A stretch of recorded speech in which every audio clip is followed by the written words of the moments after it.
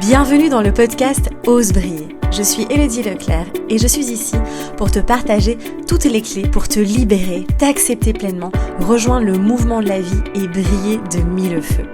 Je me réjouis de partager ce nouvel épisode à tes côtés. Installe-toi confortablement et savoure cet instant. Salut beauté, j'espère que tu vas bien. Je suis ravie de te retrouver dans un nouvel épisode du podcast. Alors je ne sais pas si ce sera le dernier en tout cas avant les vacances parce que je vais vraiment me consacrer à l'écriture de mon livre. J'ai l'impression que je dis ça depuis des mois. Il me reste exactement 2 mois pour le terminer. Ça va aller, mais j'avais très envie de te faire un épisode sur ce thème, sur ce sujet qui nous concerne presque tous, j'ai envie de dire, de poser ses limites. Donc ça me paraissait un peu une évidence. Et donc voilà, je suis ravie de partager ce moment avec toi comme toujours. Poser ses limites. Alors c'est intéressant parce que quand le sujet m'est venu, je me suis dit, j'ai plein de choses à partager et en même temps, tu me connais, je vais toujours à l'essentiel. Et surtout, ce qui va être intéressant ici, c'est de voir, d'avoir cette démarche de poser mes limites par rapport aux autres, à l'extérieur, et aussi par rapport à moi-même. Parce que nous-mêmes, on s'auto-sabote, ça tu sais bien, mais on s'auto-parasite en fait, entre guillemets, par nos pensées, par nos actes, etc. Où on peut être vraiment, où on est complètement déconnecté de soi, encore une fois, on s'écoute pas, et on se laisse parasiter par nous-mêmes, par nos pensées, par tout ça, nos stratégies, nos habitudes, nos croyances, etc. Donc voilà, ça va être intéressant ici de venir un peu décortiquer tout ça, débroussailler tout ça comme j'aime bien dire. Donc voilou.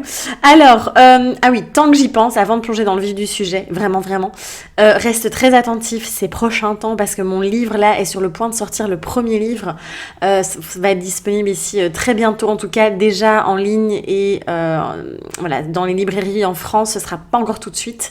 Il faudra attendre à mon avis encore 4 à 6 semaines, mais tu vas pouvoir déjà le commander. Donc reste au taquet, on va dire, et puis tu seras tenu au courant évidemment de la sortie. J'ai toujours pas dit le titre, je garde la surprise jusqu'au bout. Voilà. Alors plongeons dans le vif du sujet. Poser ses limites, ça me paraissait une évidence en fait de venir papoter avec toi de ce sujet parce que c'est quelque chose que j'ai énormément exploré pour ces 6 derniers mois en fait, même un peu plus, depuis je dirais octobre 2020. Ça a été vraiment pour moi en fait un sujet d'exploration assez intense parce que c'est toujours quelque chose que j'ai eu beaucoup de difficultés à faire, poser mes limites, dire non. En fait, moi, je répondais aux besoins des autres en priorité. J'avais vraiment du mal à prendre ma place et en fait, je m'adaptais tout le temps. Et donc, j'étais complètement déconnectée de moi-même. Alors ça fait il y a très longtemps qu'évidemment que j'explore tout ça, mais ça a été une thématique très importante parce que, et donc j'en ai parlé en story sur Instagram il y a pas très longtemps. Là, j'ai à nouveau fait une cure aussi de déparasitage, donc au niveau de l'intestin. J'ai fait une vidéo où je parle des parasites intestinaux, etc. Et c'est très fort en symbolique. Donc tout le monde on est tous en fait au contact finalement de parasites, de bactéries, tous les jours, je pense que tu le sais. Et en fait, il y a des personnes qui vont vraiment beaucoup plus facilement développer ces parasites. Alors il y en a pas que dans l'intestin, ils sont un peu partout dans le corps.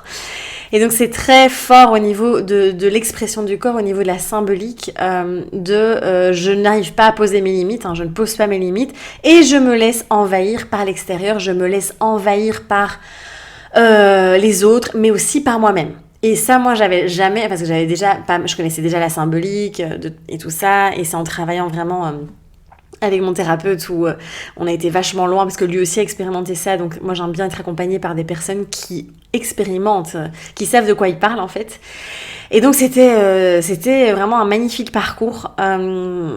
Donc en fait là du coup je combine vraiment le déparasitage biologique, on va dire au niveau du corps, et le déparasitage, c'est vraiment réapprendre à utiliser d'autres stratégies. Et de venir briser, se libérer de ce concept de j'existe si je suis parasitée par les autres. C'est une manière, c'est complètement inconscient évidemment, mais c'est un peu aussi c'est comme si on avait enregistré le fait qu'on est en vie, on existe et on survit seulement si on est parasité en fait. Donc c'est très fort dans l'inconscient aussi, tout ça évidemment. Et donc voilà, l'idée c'est vraiment de voir qu'on peut évidemment se laisser parasiter par l'extérieur, donc comme je le disais, où en effet on n'arrive pas à dire non, on n'arrive pas à poser ses limites, on ne s'écoute pas du tout, vraiment on va au-delà, on va au-delà de ses limites en fait finalement. Et donc moi une première chose ça a été vraiment d'explorer cette thématique en osant dire non, et en fait encore une fois, on a toujours... En fait, de toute façon, derrière chaque peur, hein, il y a, derrière chaque blocage, chaque nœud, etc., il y a cette peur de ne plus être aimé, d'être rejeté, d'être abandonné, d'être... voilà.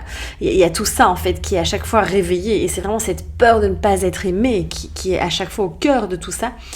Et donc ici, c'est vraiment, moi, en tout cas, ça a été vraiment d'apprendre à dire non. D'apprendre à me respecter en fait. Et pour moi c'est ça, poser ses limites, c'est pas... Parce que je trouve qu'il y a une énergie souvent dans je pose mes limites, on sent qu'il y a un c'est comme si je me ferme, je me coupe du monde et je suis là vraiment à me construire une espèce de forteresse. Là j'ai vraiment cette image qui vient de m'apparaître là. Je vois vraiment cette forteresse là qui est là et je pose mes limites. Pour moi, c'est pas du tout ça, poser ses limites. En tout cas, c'est vraiment, je dire... Bon, des fois, soyons clairs et nets, hein, soyons honnêtes.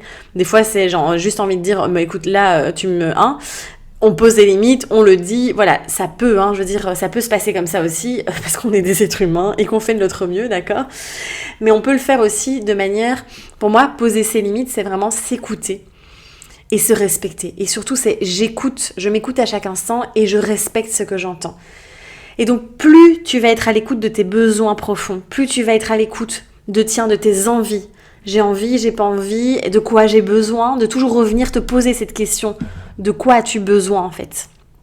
Et ça, c'est la plus belle manière de poser ses lignes parce que du coup, après, eh bien, on peut exprimer... Enfin, du coup, oui, c'est vraiment ça. Hein, c'est exprimer ses besoins, exprimer ses ressentis. Donc, par rapport aux autres, ça va être ça aussi. Poser ses limites. C'est, voilà, là, je ressens ça et j'ai besoin de ça. Et on le fait dans l'amour, du coup, en fait. On est dans cette énergie d'amour, pas dans les énergies de la peur, mais vraiment cette énergie d'amour où je viens m'apporter de l'amour en me respectant, en m'écoutant. Et je trouve ça absolument magnifique, en fait. Donc voilà, l'idée, c'est vraiment, par rapport aux autres, en tout cas, de parvenir à poser ses limites. Pareil, moi avant, vraiment, mon WhatsApp sur mon téléphone, c'était un désastre. J'avais par jour des tonnes de messages, des messages vocaux, des messages... Et j'avais plein d'amis qui me faisaient des messages, mais de 20 minutes. En plus, il n'y avait pas l'option accélérée comme maintenant, en x2, ce qui est très pratique. Surtout quand on a des amis qui parlent très lentement. Je pense que ça va se parler. Et donc bref, du coup je me retrouvais et en fait je n'arrivais pas à... En fait je me forçais à devoir répondre tout de suite. Parce qu'il y a un peu ce truc de je me sens envahie, hein, et c'est typiquement, là, voilà, on revient dans cette symbolique de je me laisse parasiter. Et du coup, je réponds, mais forcément la personne me répond, et c'est un cercle vicieux, enfin c'est un cercle infernal en fait. Et donc l'idée, c'est vraiment de pouvoir à un moment dire, écoute, stop, et moi je l'ai dit à plusieurs personnes, en disant, écoute, je préfère qu'on s'envoie juste des petits messages écrits de temps en temps, et on s'appelle de temps en temps, voilà, que d'être envahi de ces messages vocaux toute la journée. Et donc voilà, c'est... Évidemment, tout un apprentissage, hein, c'est pouvoir exprimer tout ça, c'est pouvoir partager ses besoins, Et en fait, à partir du moment où on parle encore une fois en jeu, et on exprime vraiment ce qui est à l'intérieur de nous, et pas aller montrer du doigt, oui, tu m'envoies plein de messages, non.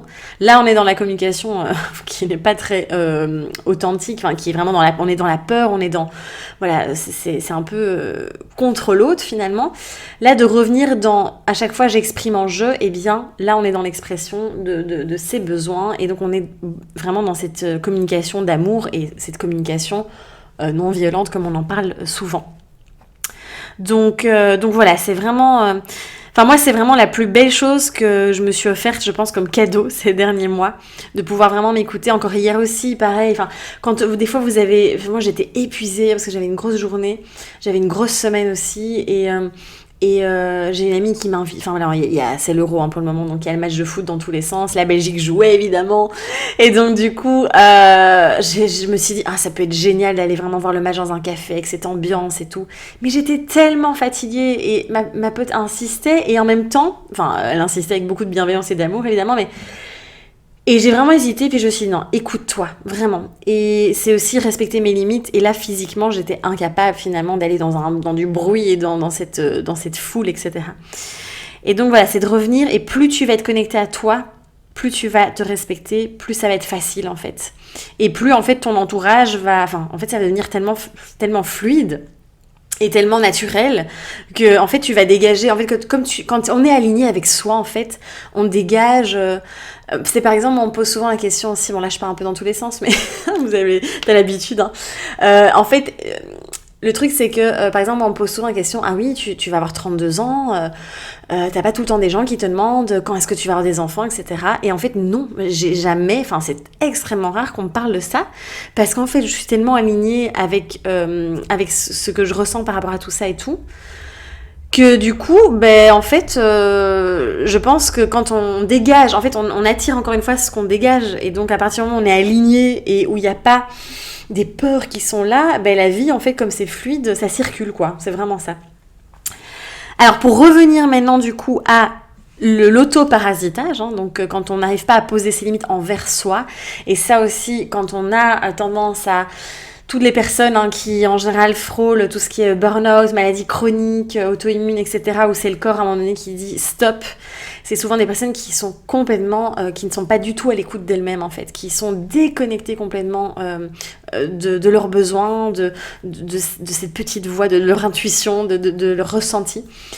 Et le corps à un moment donné, il n'a plus d'autre choix que de mettre vraiment la personne en état d'épuisement, etc., parce qu'elle n'a pas pu poser ses limites, et on peut se laisser envahir par soi-même en fait. Et moi je sais que ça a été très longtemps le cas et c'est le cas chez les personnes qui sont perfectionnistes, hein, je pense que tu te reconnaîtras si c'est ton cas, mais vraiment ce truc il faut toujours plus et c'est pas assez, et alors on va bosser par exemple surtout si voilà, quand on est dans le monde de l'entrepreneuriat, c'est très facile de pas parvenir à poser ses limites en fait dans son activité, et de se dire non mais en fait là j'ai tout ça à faire et j'ai plein de boulot, et go, et tant pis je suis fatiguée mais j'y vais, et en fait on continue à bosser, et donc on vient nous-mêmes en fait se parasiter avec tout ça. Pareil avec les pensées. On peut cogiter, s'auto-juger, s'auto-flageller, être super exigeant avec soi-même, cogiter. Et donc là aussi, on s'envahit nous-mêmes en fait. Et donc c'est ça qui est assez fou. Et on peut très vite retomber là-dedans, hein. C'est très facile. Moi aujourd'hui, j'ai une grosse journée de boulot, mais en fait j'étais vraiment dans un feu créatif de fou.